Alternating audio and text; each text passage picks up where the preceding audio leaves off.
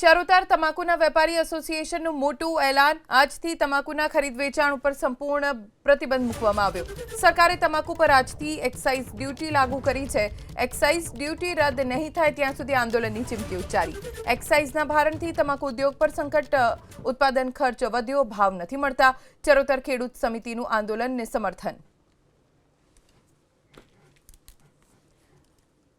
સરકારે તમાકુ પર એક્સાઇઝ લગાડવામાં આવ્યું છે, જેના કારણે ચરોતરના તમાકુના વેપારીઓમાં આક્રોશ જોવા મળી રહ્યો છે અને તેમણે આંદોલન શરૂ કર્યું છે। આંદોલન આજથી તમાકુના ખરીદ વેચાણ ઉપર સંપૂર્ણ પ્રતિબંધ સાથે શરૂ થયું છે।